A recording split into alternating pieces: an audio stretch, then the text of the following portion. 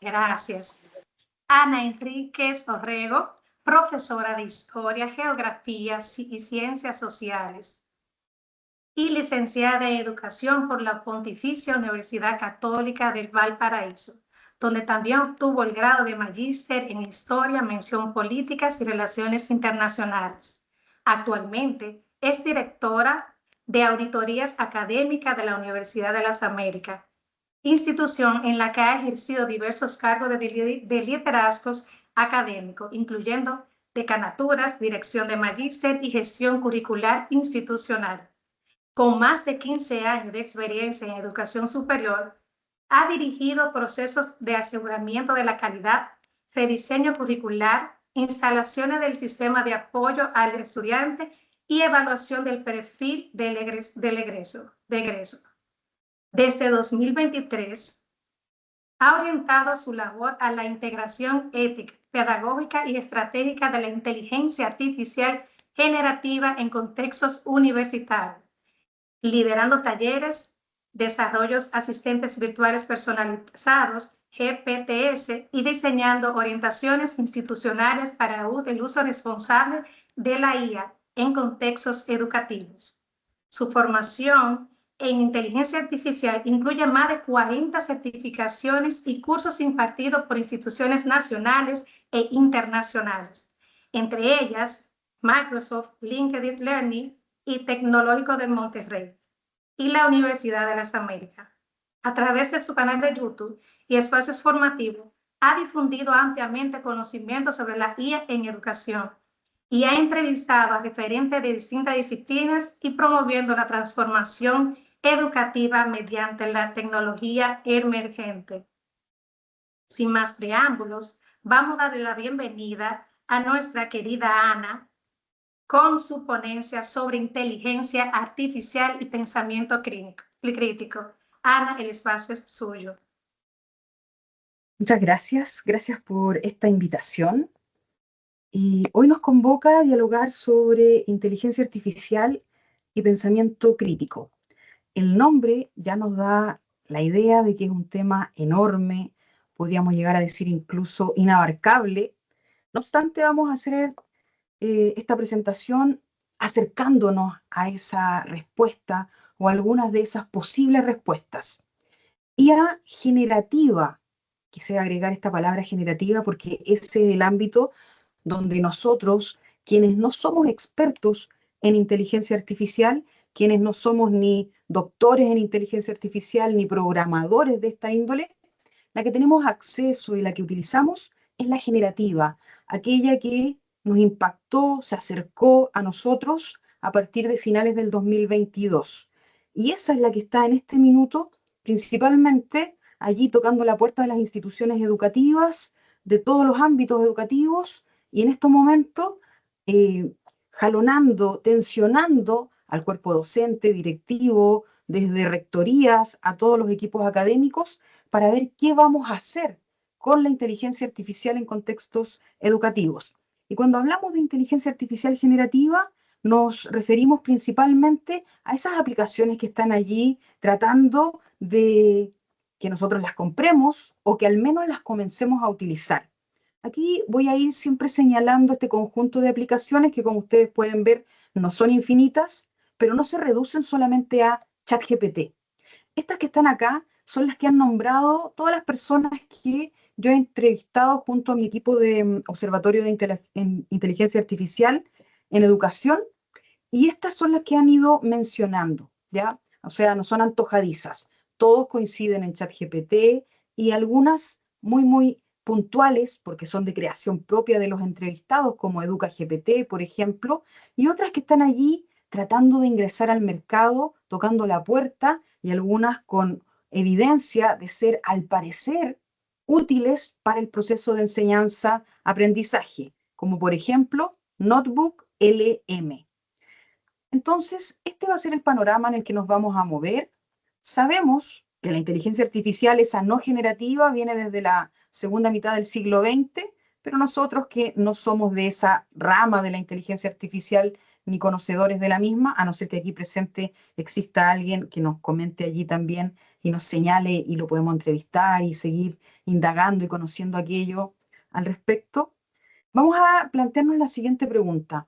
¿Cómo hacer que estas funciones que cada una de estas herramientas tiene junto a sus características propias de IA generativa se apliquen al favor del aprendizaje y además en favor del pensamiento crítico? Vamos a entender con esto del pensamiento crítico, si bien podríamos aquí dedicar toda la sesión a dialogar respecto de qué es pensamiento crítico, lo vamos a sintetizar en 6 ámbitos: análisis y comprensión profunda, cuestionamiento reflexivo, evaluación de evidencias, argumentación, autonomía intelectual, ética y responsabilidad. Esos van a ser los ámbitos donde nosotros nos vamos a mover. Pero tenemos malas noticias que han ido señalando investigaciones y que han ido señalando distintos hallazgos relacionados con qué está haciendo la IA en contextos educativos. Hice aquí listar algunos problemas. Uno de ellos, el que ha tenido al menos en prensa a nivel de Chile, donde yo resido en estos momentos, no sé si allá también en su país tuvo un nivel de auge, al menos en prensa, un tema de la deuda cognitiva que está causando el uso de IA, principalmente de ChatGPT. Un problema demostrado por un estudio del MIT, un estudio que está todavía en evolución, pero que ya tiene un informe de 206 páginas que dice que los estudiantes que usan ChatGPT para hacer sus tareas están teniendo problemas ya evidenciados a nivel de exámenes cognitivos de que algo malo está sucediendo a nivel cerebral, que están apagándose ciertas luces del cerebro relacionadas con la actividad. También está el tema de errores y alucinaciones, sesgos, fraude, plagio, uso malicioso, y se suma la inequidad en el acceso, que ya venía dada por temas de acceso o no acceso a Internet. Ahora también se suma acceso o no acceso a herramientas de inteligencia artificial. Entonces vamos a ir explorando estas problemáticas para luego preguntarnos si, después de saber todos estos problemas, es posible preguntarnos si es que sirve o no para la educación. Deuda cognitiva. La deuda cognitiva, este concepto que emerge en este estudio del MIT y que se hace tan popular, al menos a nivel de habla hispana y también de habla inglesa, tiene que ver con al momento que se descarga en la máquina, seguramente no robot, pero ese es como el imaginario, seguramente en ChatGPT, en Gemini, en Copilot o en cualquiera de estas herramientas, una tarea, es altamente probable que el estudiante después no sea capaz ni siquiera de explicar qué es lo que escribió, qué es lo que entregó. Y esta ha sido la problemática que se está suscitando a nivel escolar y a nivel universitario en el ámbito mundial del contexto educativo. ¿Y qué significa? Muchos titulares señalan que algo terrible está pasando en el cerebro de los seres humanos, estudiantes que están usando esta herramienta. ¿Qué dicen algunos titulares? El uso de ChatGPT reduce significativamente la actividad cerebral. Quienes usan ChatGPT ocupan menos cerebro y por tanto se están volviendo más ineficientes y más flojos. El estudio, la evidencia, lo que indica es que aquellos estudiantes que fueron divididos en grupos, el que lo hizo, la tarea del ensayo con ChatGPT al borde de una instrucción y un clic, efectivamente no fueron capaces ni siquiera de explicar lo que habían entregado. En ese punto creo que todos estamos de acuerdo. El estudio tiene razón, pero la forma en que se ha dado prensa a este estudio pareciera ser que la IA en general y ChatGPT en particular es perjudicial y no sirve para fines educativos, cosa que en realidad el estudio no dice. El estudio señala que el uso abusivo, inconsciente, al borde de un clic haciendo la tarea, nuestros estudiantes e inclusive nosotros no vamos a ser capaces de explicar lo que estamos entregando a nuestra jefatura y nuestros estudiantes entregándonos a nosotros. Y aquí es donde emerge esa palabrita de la deuda cognitiva. Otro aspecto negativo, la IA ha hecho muy fácil el fraude, el engaño, la estafa. Esto ocurría, por supuesto, antes. Fraude, engaños y estafas hay antes de la inteligencia artificial, pero la generativa y el acceso a ella ha hecho que esto cunda mucho más. Y aquí hablamos principalmente de estas estafas telefónicas, donde se plagia también el rostro, un video, la voz de las personas, pero no solamente se mueve en este ámbito de me están tratando de robar, me están tratando de estafar desde el punto de vista de lo financiero, sino que también esto inclusive ha calado y se ha insertado como problemática en el ámbito académico. Aquí exhibimos algunos ejemplos relacionados con las problemáticas de la IA en el ámbito académico. Por ejemplo, investigadores abusando del uso de ChatGPT entregan sus papers, sus trabajos, con notorio abuso de ChatGPT en la forma de escritura y a veces inclusive se le están quedando algunas frases propias de la máquina. Eso puede llegar a ser un problema, pero no un delito. En cambio, hay algunos investigadores que están entregando papers, y eso fue hace poco, recientemente, se detectaron que estaban entregando estos artículos para ser publicados en las revistas con incrustaciones de mensajes no visibles al ojo humano, pero sí visibles al ojo de máquinas, para que fueran bien evaluados y aceptados en las revistas. Entonces allí hay un fraude relacionado con el uso de la inteligencia artificial, ya no por estas personas que están tratando de robar dinero en un banco, sino que por académicos que están mandando artículos a algunas revistas. Otro problema que también no tiene que ver con dolo, o sea, ni siquiera se dio cuenta que lo estaba haciendo, un conjunto de abogados que han tenido problemas al momento de hacerle consultas a la IA y la IA de una manera creativa le responde elementos y temas y casos que nunca han existido y que finalmente están redundando en que estos abogados han tenido que inclusive pagar sanciones por estar mal utilizando la inteligencia artificial. Y en el ámbito académico también nos vamos a encontrar con esta problemática porque ya hay muchos casos a nivel mundial donde hay estudiantes expulsados por abusar de la IA en tesis, en trabajos, en pruebas y también generando algunas aplicaciones que son de dudosa reputación. Y recientemente aquí en el vecino país de Argentina, al menos el vecino país para mí, han tenido una problemática enorme en la evaluación que realizan para los médicos. En esa evaluación que finalmente tienen que rendir para poder encontrar su primer espacio de residencia. Y que encontraron que estaban utilizando las gafas de Meta o cualquiera de estas gafas que permite escanear, grabar y después buscar las respuestas con inteligencia artificial de manera rápida. O sea, ha calado en distintos escenarios de uso negativo de la IA en contextos de aprendizaje. Y en el ámbito de la creatividad también hay un juicio, hay una tensión. Nos va a quitar lo creativo, nos va a ocupar espacio. Estamos viendo cómo la IA está generando un montón de canciones, de libros, plagiando, copiando autores anteriores, por supuesto, y también entrando en conflicto con ámbitos vinculados a derecho de autor. Entonces también allí hay un ámbito relacionado con cómo la IA viene a ocupar un espacio que anteriormente se creía privativo y exclusivo del ser humano.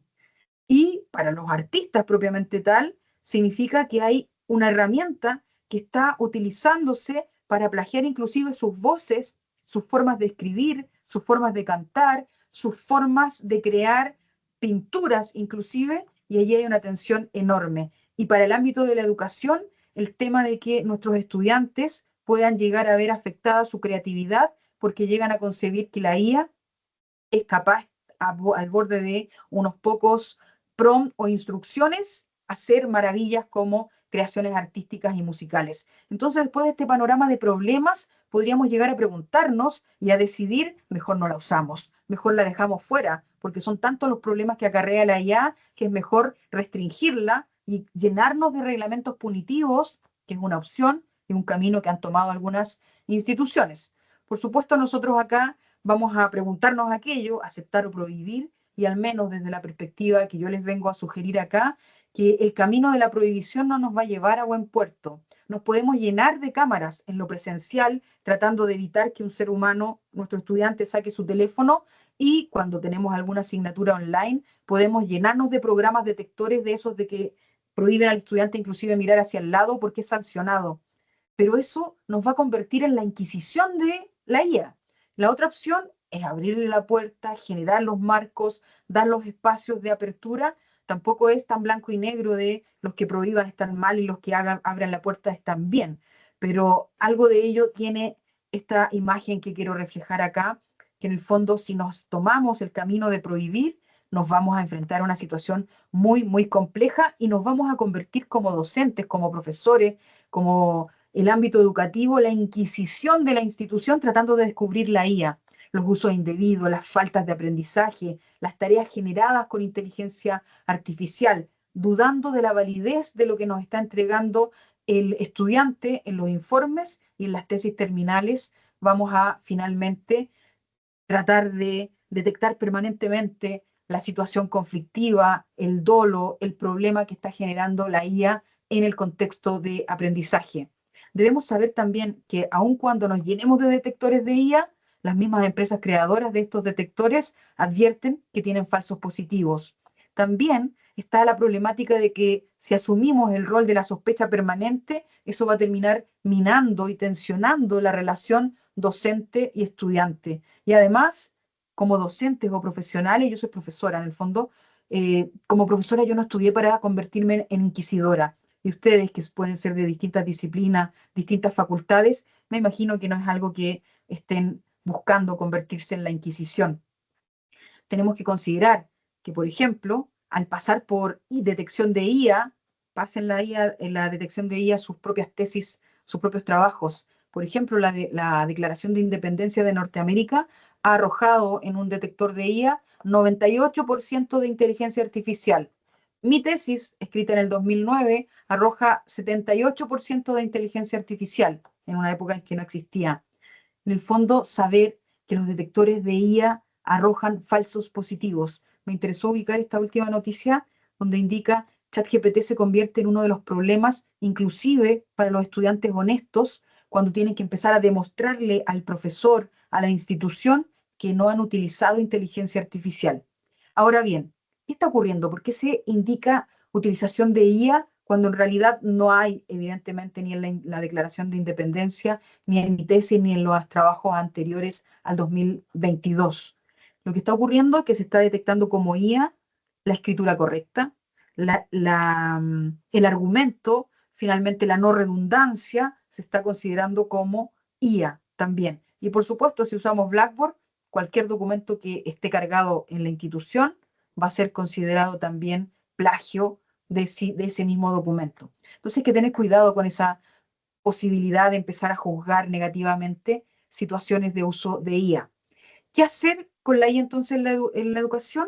La invitación para todas las instituciones es diagnosticar cómo se está usando, cómo la está usando el docente, cómo la está usando el estudiante, fomentar el diálogo crítico, establecer criterios, delimitar qué es lo que va a estar permitido y qué va a estar prohibido, que el estudiante lo sepa, que el docente lo sepa, y lo ideal es que existan marcos, políticas, orientaciones, antes de que existan solo reglamentos punitivos. Y también lograr integrarla de manera pertinente. Cuando pensamos en la IA en educación, vamos a ver estos escenarios desde el ámbito de la enseñanza, el aprendizaje y el contexto que rodea a aquello. Hoy nos convoca a centrarnos en docentes y estudiantes, pero debemos saber que existe todo este otro ámbito, marcos, políticas, planes de estudio, investigación, aseguramiento de la calidad, gestión académica. Hoy nos convoca a entender el rol del estudiante, el rol del docente frente a la inteligencia artificial. ¿Quiénes nos pueden ayudar a entender esto? Aquí les voy a dejar, bueno, en el enlace que les he estado compartiendo en el chat, allí está el acceso a esta presentación y desde allí pueden acceder a muchos textos en caso de que quieran seguir profundizando. Yo he seleccionado tres, de reciente data, uno de UNESCO, uno de un conjunto de universidades de América Latina y uno de España, que nos habla respecto de qué hacer con esta herramienta que ha venido a interrumpir el flujo normal de la relación profesor-estudiante, el flujo normal del proceso de enseñanza-aprendizaje. Tenemos que tomar decisiones. Y esos documentos son breves y abren luces, pistas para qué hacer desde la perspectiva estratégica institucional. ¿Y por qué señalo esto? Porque ninguno de nosotros como docente va a solucionar la problemática o va a tomar decisiones realmente impactantes para toda la institución educativa, hablando desde la individualidad. Se requiere la visión estratégica y la gobernanza. Yo hoy día estoy comentando, y generalmente mi ponencia, mis talleres, mis charlas, se ubican en este ámbito, que es el ámbito donde he tenido la oportunidad y el privilegio también de aportar, de participar en mesas de trabajo, desde el Observatorio de Inteligencia Artificial de la universidad en la que me desempeño, he podido participar en ámbitos de gobernanza, en los ámbitos de transformación, diseño curricular, en la capacitación docente y, por supuesto, el uso de la IA también en mi labor profesional. Yo me dedico a hacer auditorías académicas a la Vicerrectoría Académica y a la Vicerrectoría de Calidad, y allí también estamos usando intensivamente la inteligencia artificial. Entonces, estas son las aristas desde donde yo voy a comentar las siguientes láminas y las siguientes experiencias.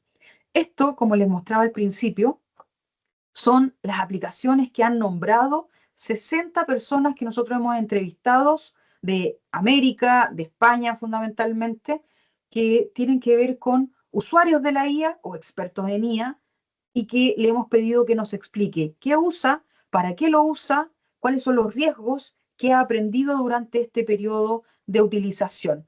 Entonces, también les recomiendo ir explorando en el enlace que les dejé al principio de la sesión. Ustedes van a acceder a cada una de estas herramientas y, por supuesto, allí aprovechan de comentarme qué más, si ustedes están utilizando otra, además de esta, o cuál de ellas prefieren. ¿Para qué vamos a usar? ¿Para qué podríamos usar la IA? Seguramente muchos de ustedes ya la están usando. ¿Dónde se está usando en el ámbito educativo, sobre todo universitario? Diseño de planes de estudio, gestión educativa, análisis institucional, aunque allí usan mucho más herramientas no generativas, predictivas principalmente, aseguramiento de la calidad, enseñanza y aprendizaje, que es hacia allá donde vamos avanzando y hacia allá donde nos convoca. Criterios para llegar a seleccionar cualquiera de estas herramientas. Hay muchas más, hay cientos. Las que estoy mencionando son aquellas que yo he usado y que las personas señalan como óptimas. Pero ese mar sigue siendo muy grande. ¿Cómo vamos a juzgar? ¿Cómo yo recomiendo y mi equipo del área de observatorio de inteligencia artificial recomiendan? Primero, juzgarla y preguntar, ¿podemos personalizarla? ¿Podemos decidir algo nosotros, además de lo que ha decidido ya la empresa creadora? ¿Podemos seleccionar nosotros las fuentes? ¿Podemos asignarle un rol detallado, no solamente breve como un descriptor, sino que un perfil de cargo? ¿Podemos ejecutar tareas complejas, de tareas robustas, que tienen varios pasos estructuradas? ¿Puede ser capaz de recibir correcciones y ajustarse? ¿La puedo convertir en tutor y asistente? Si la IA dice que sí a todo esto, entonces proponemos que es posible integrarla en el ámbito educativo. Y de ese mar que ustedes pueden ver allá, vamos quedándonos ya con menos. 3. ChatGPT nos permite generar los GPTs. Gemini también nos permite crear las gemas y nos permite utilizarla desde distintas perspectivas para crear piezas didácticas, por ejemplo, y la más relevante actualmente, Notebook LM, que nos permite, que es una herramienta de Google, nos permite focalizarnos en la enseñanza y aprendizaje. Estas tres herramientas finalmente pasan el filtro de estas preguntas y desde allí vamos a construir. Los invito a todos ustedes, si se animan, ojalá que se animen, a comentar para que nos pueda compartir después la anfitriona respecto de sus intervenciones. ¿Dónde se ubican? ¿Dónde están ustedes? ¿Están todavía sin interacción? ¿Le hacen preguntas a la IA? ¿Hacen solicitudes? ¿Le dan instrucciones o ustedes ya crean asistentes? ¿Desde dónde partimos esta realidad? Para todos aquellos que se encuentran en la parte inferior de sin interacción o haciéndole preguntas, ustedes están ubicados en el mejor lugar para no cometer los errores que ya han cometido otros y aprender de los errores que han cometido otros. Y los que ya están creando asistentes o creando, dando instrucciones, usándola para fines laborales, educativos, bueno, tenemos que seguir aprendiendo de los pares de estas instancias y también seguir compartiendo lo que nosotros vamos descubriendo. La mejor forma de poder seguir avanzando en el ámbito educativo, integrando esta herramienta, es que compartamos y que podamos comunicar nuestras experiencias. Cuando observamos las distintas herramientas de inteligencia artificial en el contexto educativo, hemos llegado a la conclusión de que podemos identificar tres focos de uso. Una, considerar la IA como un colaborador que me viene a ayudar a hacer algo o un asistente. Otra, como un tutor que me viene a enseñar algo o plantearse como alguien, algo que permite al estudiante aprender y nosotros como profesionales también siempre estamos aprendiendo utilizar la IA como un tutor. Y un personaje, cuando le adicionamos características, en el caso de la historia, un personaje histórico, y en el caso de las distintas disciplinas, están invitados a imaginar qué personaje ustedes crearían para que pueda entrar en diálogo, por ejemplo, con su estudiante, para que simulen escenarios y que le dan la característica de personaje, no de tutor que enseña algo, sino que se comporte como un ente. En el caso de la historia, como les digo, siempre nos imaginamos personajes históricos. La gente de la salud se imagina pacientes o expertos en el área con el que el estudiante puede dialogar. Entonces, aquí ya vamos acotando este mar infinito de funciones y herramientas, podemos ir llevándola a esta condición. Cuando pensamos esta realidad de IA en lo laboral, en su rol docente, pero en el ámbito educativo, si lo restringimos al ámbito educativo laboral, ¿qué hacemos los docentes? Diseñamos currículum, diseñamos pruebas, diseñamos asignaturas, diseñamos materiales de aprendizaje, gestionamos la calidad y también la gestión en general de lo que corresponde, desde mandar un correo hasta ordenar informes para nuestra jefatura, para nuestros pares, para otras áreas, etcétera. Desde allí nosotros podemos pensar la IA ayudándonos a nosotros. O sea, si aún llegan ustedes a definir en su reglamento se prohíbe el uso para los estudiantes, pues tienen que seguir pensando si la van a prohibir o van a abrir la puerta para usarlas ustedes mismos. Cuando se usa desde el punto de vista laboral, educativo laboral, recomendamos por experiencia utilizar un método que usan todas las empresas tecnológicas desde hace mucho tiempo, antes de la IA, al que le llaman prueba de concepto. Antes, las pruebas de concepto tardaban un montón, 6 meses, 3 meses. Pruebas de concepto hoy día, en una semana, la prueba de concepto está terminada. ¿Qué significa la prueba de concepto? Llega la empresa tecnológica y te dice, ¿cuál es su problema? Tenemos esta solución que le puede servir, pruébela, sigamos programando, pero ahora la gracia que es el lenguaje natural, o sea, lo podemos seguir haciendo nosotros. Díganos cuál es el conocimiento del proceso, la selección de información, cuáles son las instrucciones que deben estar al interior, y usted verifique los resultados si le sirve o no. Las grandes empresas, acá en Chile al menos, suelen cobrar 500.000 pesos, que no sé cuánto es lo equivalente en dólares, pero suelen cobrar 500.000 pesos por prueba de concepto o hasta 1 millón de pesos chilenos por prueba de concepto. La gracia es que ahora esas pruebas de concepto las podemos hacer nosotros sin necesidad de ir a buscar una empresa. ¿Por qué? Porque podemos tomar cualquiera de estas herramientas que van surgiendo, gratuitas, y probarlas si es que sirve o no para los fines que andamos buscando. Cuando pensamos desde lo laboral, mientras más sabemos del proceso que vamos a impactar, mejor va a funcionar la IA que vamos a aplicar. Esto puede parecer técnico, pero les va a ir resultando un poco más cercano cuando muestre estos ejemplos. En las siguientes láminas finales ustedes les voy a ahí también dejar los códigos QR por si a alguien le interesa ir a explorar. Aquí estos son GPTs. GPTs creados con estas pruebas de concepto. GPTs es el nombre que le dio ChatGPT, OpenAI, a la posibilidad de crear un asistente en el interior de ChatGPT. ¿Cuánto puedes crear? Todavía no se sabe. Se ha dicho que si llegamos al 999 y con la cuenta esta de pago de los $20, tenemos que avisarles si es que pudimos hacer el siguiente. Yo he hecho alrededor de 350. Algunos me los piden, otros son para mí, otros son para las unidades académicas de comités curriculares.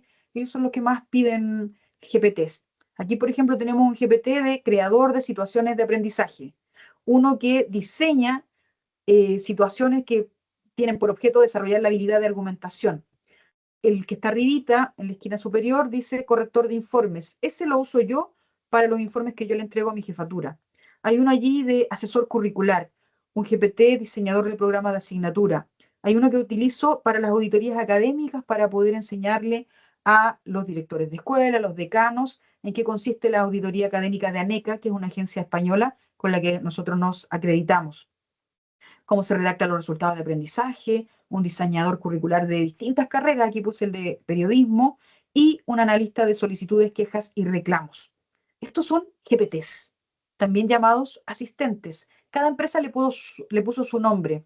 Microsoft le llama agentes, Google le llama Gema, ChatGPT u OpenAI les llama GPTs. Aquí vamos a hacer correr, les voy a hacer correr uno, como para que vean si es que no sé si ustedes ya han creado, o sea, también me van comentando allí, los invito a comentar si han creado GPTs, qué tan familiarizados están. Yo he creado muchos, como les comentaba, y este es uno que tiene por objeto ser asesor curricular. Asesora a los comités curriculares que se encargan del diseño de planes, programas, asignaturas, instrumentos de evaluación, que hacen las evaluaciones necesarias de alineamiento con modelo educativo, que es una tarea que tenemos que hacer al menos nosotros acá cuando nos acreditamos. Las carreras tienen que demostrar que responden a lo que dice el modelo educativo, a los sellos. Entonces, este GPT les ayuda a hacer esa tarea. Es un facilitador. Se viene a sumar a las tareas que realiza el comité curricular, el director de escuela, y en el fondo viene a facilitar esas labores que ya debían realizar y está programado con esa lógica y con esas características. Allí, por ejemplo, les facilita para que esos checklists de alineamiento con modelo educativo pueda ser mucho más fácil y pueda también detectar rápidamente cuáles son los problemas y propuestas de cómo solucionar esos problemas. Entonces, eso es un ejemplo de un GPT, pero GPTs hay cuantos ustedes imaginen. ¿Qué es lo que podrían ustedes llegar a diseñar con un GPT o con una gema, como llama Google, o con un agente, como le llama Microsoft? Podrían llegar a resolver alguna problemática que ustedes tienen como individuo que trabaja o como un individuo que forma parte de un grupo de trabajo. Lo que recomendamos cuando estamos insertando esto en grupos de trabajo es que primero se haga el diagnóstico, que se identifiquen tareas que podrían ser acompañadas con inteligencia artificial, identificar estos puntos complejos, determinar para qué me podría servir en alguna redacción, en alguna revisión, en algunas búsquedas, en alguna ejecución. Tengo que recordar que actúa correctamente y eficientemente en letras y en código y mejorando en temas de número cada vez. Explorar la necesidad y partir de una necesidad real permite que después la instalación de la IA sea no un problema más, sino que una solución a tu problema. Debemos configurar en el fondo estas herramientas considerando que vienen a ser una posibilidad de apoyo. La IA se puede configurar con nuestras reglas, podemos controlar cómo habla, cómo actúa, reducir los problemas de alucinación, de error, de sesgo que son propios de la inteligencia artificial. Y, por supuesto, cuando hay un equipo, el acuerdo de ese equipo es fundamental. La propuesta que yo tengo, si bien es cierto, ustedes van a poder encontrar guías en el mismo blog que les acabo de compartir, mucho más extensas, podemos sintetizar para hacer nuestros primeros GPTs, y si los queremos hacer gratis los podemos ir a hacer a POE, POE es una aplicación que permite lo mismo, en estos 4 puntos que agrupé preguntas. Determinar qué rol tendrá, a quién ayudará, qué tarea resolverá, qué tono usará, qué resultados debe entregar, qué preguntará, qué hacer si no tiene la suficiente información, me debe seguir interrogando o entregar algo igual. Y cómo debe entregar el producto, un informe, un reporte, una tabla, una lista de viñetas, qué es lo que yo quiero. Entonces, cuando uno tiene claro lo que necesita, eso es lo que se traslada al interior de estas herramientas. Para reforzar más aún, ¿cómo en el fondo podemos llegar a crear un asistente o tutor identificando cuál es la identidad? Es experto en, y ustedes le darán la profundidad posible en esa definición. ¿Qué funciones realiza? ¿Se dedica a? ¿En qué formato entrega la información? ¿Cuánta información te tiene que pedir más para contextualizar o no te tiene que preguntar nada más? Y tiene que ser capaz de recibir retroalimentación. Con esto, con esta lógica, es la que hemos aplicado para la construcción de los distintos GPTs que les acabo de mencionar. Esos GPTs los pueden usar todas las personas que quieran. Para crearlos en GPT se requiere la cuenta de $20 mensuales. Si no queremos pagar y queremos tener igual GPT, lo podemos hacer en las cuentas de POE. Eso, lo que les acabo de señalar, estaba pensando principalmente en nuestra labor de docencia, en nuestro rol de trabajador. Ahora vamos a ir a buscar ahora ese otro ámbito que es al servicio de nuestros estudiantes, no de nosotros, al servicio del aprendizaje. Cómo potenciar el pensamiento crítico en estos contextos para el alumno, ya no como para nosotros, sino que para el alumno. En primer lugar, vamos a sintetizar en estos 8 puntos, fomentar el cuestionamiento reflexivo, que aprendan nuestros estudiantes a evaluar la validez de la información que se está entregando, usar metodologías activas, ser creativos en nuestras propias metodologías y actividades de trabajo. Nuestros alumnos deben aprender a desarrollar la argumentación, no a cortar, pegar información de alguna IA. Plantear dilemas y controversias nosotros como docentes, como diseñadores del currículum, es fundamental. Incorporar la metacognición diseñar evaluaciones auténticas, un tema que vamos a reforzar, y modelar pensamiento crítico desde la docencia. Nosotros tenemos que demostrar que estamos aplicando pensamiento crítico y orientar a nuestros estudiantes para que así también ellos la puedan desarrollar. Quise destacar aquí en más grande la evaluación auténtica, porque el desarrollo del pensamiento crítico y que no se cometan fraudes académicos no queda solo en manos del estudiante, es un rol nuestro, docente, del diseñador del currículum, del director del programa, de la vicerrectoría académica, del modelo educativo, porque si nosotros estamos diseñando pruebas que se pueden resolver al borde de un clic, tienen que saber que esas pruebas van a ser posibles de así ser resueltas, por lo tanto, nuestros estudiantes se van a ver tentados a resolverlas al borde de un clic. Quizás no todos, pero vamos a estar generando esas condiciones para que así sea. Siento una huella de micrófono abierto, por si acaso. Y en el fondo, comprometernos a la tarea de diseñar estas evaluaciones auténticas, contextualizadas, donde finalmente no sean episódicas y que tengan que ver con un proceso donde el estudiante va demostrando paso a paso sus logros, sus desempeños. Y por supuesto, identificar que la información que emerge o que puede surgir de la inteligencia artificial puede ser también maliciosa, podemos estar expuestos a una noticia falsa o podemos estar expuestos inclusive a la alucinación creativa exagerada de la inteligencia artificial. Y en ese ámbito, entonces, hay un ámbito de quehacer de la educación escolar y superior que está en jaque, que está en problemas, y es la evaluación. Los procedimientos, los instrumentos, los protocolos de evaluación están en problema en este minuto y requieren ser diagnosticados. Hay varios de estos documentos que les mostraba hace un momento que dicen que si la institución decidiera no hacer nada, no integrar asistentes IA, no comprar licencia, prohibir la IA, al menos tiene que hacer una cosa: diagnosticar su sistema evaluativo para dejar atrás las evaluaciones obsoletas, los protocolos evaluativos obsoletos, para avanzar hacia la educación y la evaluación auténtica, porque ese es el que va a generar pensamiento crítico y ese es el que nos va a librar de andar pensando que nuestro estudiante está copiando de la IA, que está descargando todo su trabajo en la inteligencia artificial. Entonces aquí hay un gran rol y un desafío de la institución, del comité curricular, si es que así le llaman, o del equipo docente que participa en el diseño del programa de asignatura. Cuando hay un buen diseño de procedimiento evaluativo, se puede prevenir la posibilidad de fraude, porque no estamos allí pensando que esto es posible de hacer al borde de un clic, y estamos también potenciando el pensamiento crítico. El título que le dieron a esta sesión es IA y pensamiento crítico. El principal responsable de aquello es el que diseña el currículum, es el que diseña las actividades de aprendizaje que van a ser evaluadas y que finalmente debemos dejar atrás aquellas actividades que sean posibles de hacer al borde de un clic.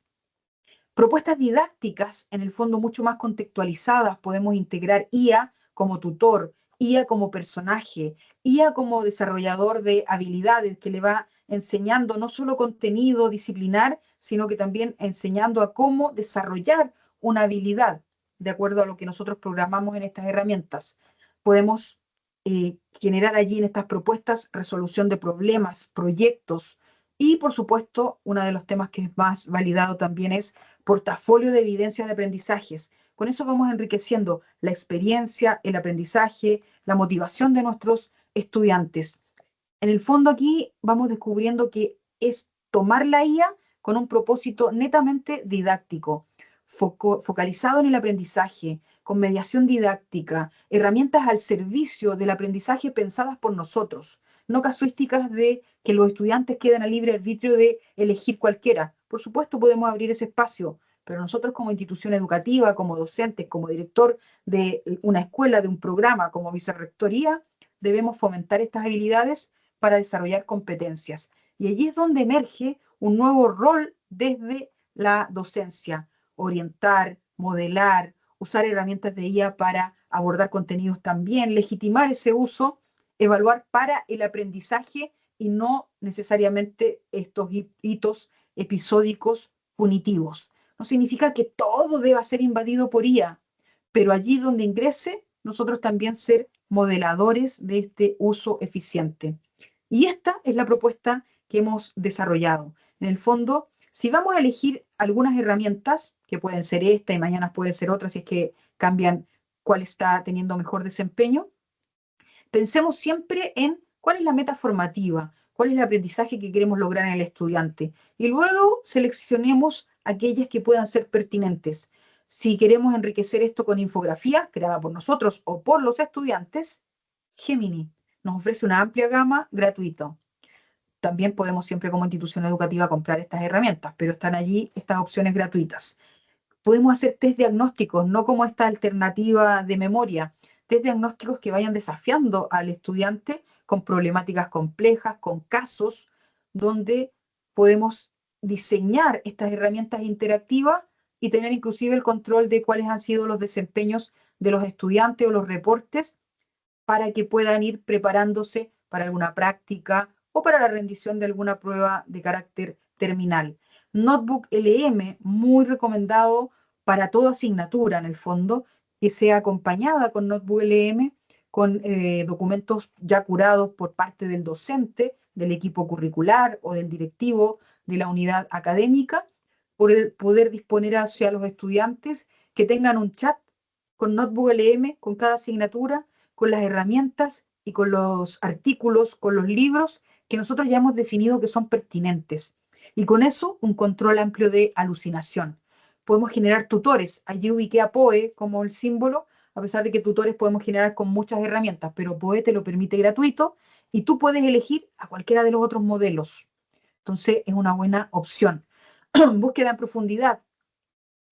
También tenemos a Perplexity ahí, pero ubiqué a ChatGPT y a Gemini que están teniendo buen desempeño para que nuestros propios estudiantes entiendan que sabemos que es posible hacerlo y que es legítimo que lo hagan en el contexto del aprendizaje, pero lo que no es legítimo es que nos entreguen tareas con búsqueda en profundidad hechas por ChatGPT y Gemini, sino que forma parte de su proceso y, por supuesto, podemos inclusive programar un tutor que les acompañe en el desarrollo de toda la carpeta de evidencia final. Una carpeta de evidencia donde pueden estar los conjuntos de evidencias de estas herramientas. También puede tener un capítulo y debería tener algún capítulo donde los estudiantes se pronuncien respecto de la información que están entregando, cómo usaron la herramienta, para qué la usaron y cómo verificaron que estaba correcta.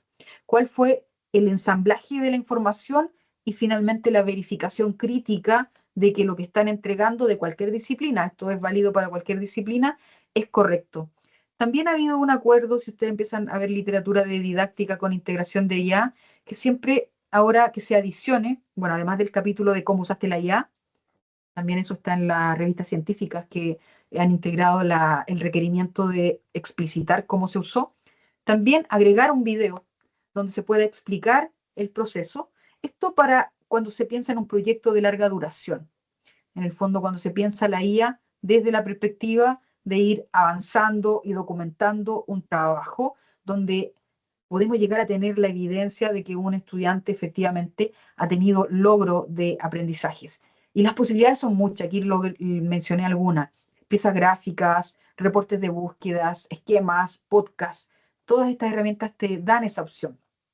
Y finalmente entonces nos quedamos con estas cuatro herramientas hoy, porque mañana puede cambiar, pero esta competencia en la que se encuentran estas IA generativas que están allí generalmente y todas las semanas demostrándonos que van avanzando, cambiando, evolucionando, estas son las que actualmente tienen un buen desempeño. Hasta hace poco yo no mencionaba nada de Google.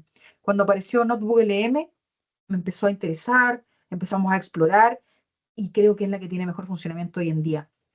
Las experiencias de Gemini de Google, que anteriormente se llamaba BART, eran tan malas que recién ahora, con sus nuevas actualizaciones de hace menos de un mes, ha logrado instalarse como una herramienta fiable, ¿ya? Porque tiene esta posibilidad de que tú le puedes subir una gran cantidad de información, libros muy largos, textos muy largos, y trabaja respecto de ese documento. En el fondo tiene esta posibilidad de controlar tú con qué se hace la pieza que va a ser diseñada. Y Gemini ahora te permite crear piezas de interactivas, webs, infografías, y también te permite crear inclusive aplicaciones como juegos. Y al otro lado ubiqué a Poe y ChatGPT porque te permite crear asistentes, te permite crear tutores, algo que te ayuda a ti ya sea para trabajar o para estudiar. Este es Notebook LM. Ahí me comentan si alguno de ustedes ya la está utilizando. Esta es la más recomendada, los insto a que puedan explorarla. Pongan la prueba con algo que ustedes saben mucho, para que ustedes sean los que juzguen si es que es útil o no, si es que la compartirían con algún estudiante. Esta herramienta te permite, por ejemplo, subir la información y luego a partir de ello generar el chat, generar red de conceptos, generar cronologías, generar pregunta y respuesta, y generar videos y generar podcasts. Vamos a revisar acá algunos de ellos. También muy recomendado, GPTs. Si ustedes tienen la versión gratuita, exploren los GPTs existentes. Están allí disponibles, organizados por escritura, productividad, investigación, educación, estilo de vida, análisis, programación, etcétera. O sea, te ofrece allí la posibilidad de explorar los que han creado empresas y también los que he creado yo. Si ahí buscan Ana Enríquez Orrego, van a acceder a los GPTs que yo he creado y están disponibles. No todos los que he creado están disponibles, porque algunos son privados de los grupos de trabajo que me han convocado a participar en sus equipos. Y la gracia es que aquí te está invitando, dice, descubre y crea versiones personalizadas de ChatGPT que combine instrucciones, conocimiento adicional y cualquier combinación de habilidad. O sea, tú defines cómo crearlo. ¿Cómo? Muy fácil. Todas estas empresas se han encargado de hacerlo, pero muy, muy fácil. Si tú respondes esas dos preguntas, puedes ya crear tu GPT, para los que tengan GPT de pago. La misma lógica funciona en todas las herramientas que se pueden crear asistentes. ¿Qué hace? ¿Cómo entrega el resultado? La complejidad de esa respuesta está en tus manos. ¿Qué es lo que debe hacer este asistente? ¿Cómo te debe entregar el resultado? ¿Cómo se debe comportar? ¿Como tutor o como asistente? Y allí la máquina interiormente se encarga de crear este asistente y por eso va a depender de lo robusto que sean estas respuestas para que tú puedas tener un buen asistente. Y esta es la versión gratuita. Si ustedes se fijan, tiene la misma lógica. Indica el nombre, elige el modelo, di las instrucciones, cómo debe comportarse. Y en el caso de Poe le agregaron una parte donde dice cuál es la biografía de este bot, para que tú expliques cuántos años tiene, qué sabe, a qué se dedica, cuál ha sido su experiencia, porque esa fue la forma didáctica de ellos mismos de explicarte a ti que tienes que contextualizar quién es este asistente. Y es fácil hacerlo. Por tanto, la gracia no está en cuáles son los clics que hay que apretar, porque cada una de estas empresas se ha encargado de hacerlo muy fácil. La gracia está en que ustedes tienen que entender que para que sea bueno, tienen que ustedes ser capaces de escribir aquello que quieren tener asistencia o el tutor que quieren ofrecer a sus estudiantes. Aquí hizo uno con mi disciplina, yo soy profesora de historia, mi tesis de pregrado era de la Guerra Fría, así que aquí le subí libros, artículos y también mi tesis y una propuesta didáctica que desarrollamos el 2015 o 16. Este es Notebook LM, como para que veamos cómo se desempeña, cómo funciona. A un lado toda la lista de documentos que le subí, en medio la posibilidad de interactuar como chat y al costado la posibilidad de tener acceso a video creado por uno y acceso también a audios y también a esquemas. Vamos a hacerlo correr.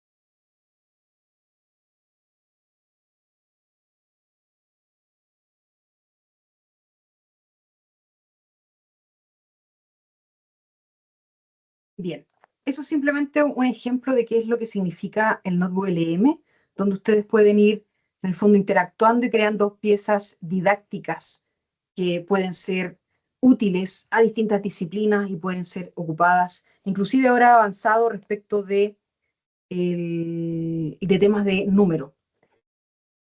Otra muestra ¿Me confirma si están viendo, si se está viendo bien? Sí, porque me llegó un mensaje acá. Bien, otro ejemplo de elementos de creación didáctica pueden ser Gemini. Esta herramienta de pieza didáctica que nos permite generar en una herramienta de Google, aquí vamos a hacerla correr, y tiene que ver con crear, aquí lo que hicimos fue dar la instrucción de crear un test a partir de un libro que le ingresamos y que este test tuviera cierto nivel de complejidad para pasar desde bachillerato o de último año escolar a la universidad, y esa fue la condición en la que fue creado. Y que tuviera la condición también de ir dando retroalimentación al estudiante. No solamente indicándole cuál estaba correcta, sino que darle retroalimentación, mandarlo también a la opción de ir hacia un podcast, hacia profundizar con los textos, etc. Esta es una de las evoluciones que mejor ha tenido funcionamiento en el ámbito educativo. Se están haciendo muchas piezas didácticas, allí también generalmente se van publicando, y la gracia es que se pueden compartir. Se genera primero en código y luego tú lo puedes compartir en visual con lenguaje natural. Bien, aquí simplemente algunos ejemplos vinculados a GPTs. Este es un GPT que da orientaciones vinculadas a qué hacer con la IA en educación, el GPT asesor curricular, un GPT de resultados de aprendizaje, del creador de situaciones de aprendizaje. Allí ustedes van a poder acceder a través del código QR en el PPT que les he compartido. Y uno de los que a mí más me gusta, el emperador Marco Aurelio, que lo ubico por acá para que puedan entender que es un personaje de asistente o de inteligencia artificial cargado con la información correspondiente a este personaje. Y cada uno está invitado a pensar qué asistente podría ser útil. Allí una panorámica de los distintos GPTs que hemos creado, pero la invitación aquí es para ustedes. El mejor asistente y el mejor tutor va a ser creado por la comunidad académica que lo defina. Actualmente, estas tres son las herramientas más recomendadas, tanto a nivel escolar como a nivel institucional, más los propios desarrollos que pueda definir la propia institución, pero para ello va a necesitar, por supuesto, programadores y personas que puedan escalar estas herramientas que se pueden utilizar al principio en un nivel de personas, de cursos, de unidades, pero cuando ya quiere tener una condición institucional, se van a requerir, por supuesto, los programadores. Para finalizar, finalmente, adoptar la IA en educación es una decisión estratégica, exige formar, orientar, evaluar con sentido, integrando la tecnología solo cuando aporta valor real al aprendizaje y sobre todo cuando potencia en los estudiantes la capacidad de analizar, cuestionar y construir pensamiento crítico. Muchas gracias, hemos llegado al final y allí quedan con el acceso al canal de YouTube, donde hay un video para cada uno de los temas y herramientas que hemos comentado en esta ocasión. Eso es todo de mi parte. Muchas, muchas gracias.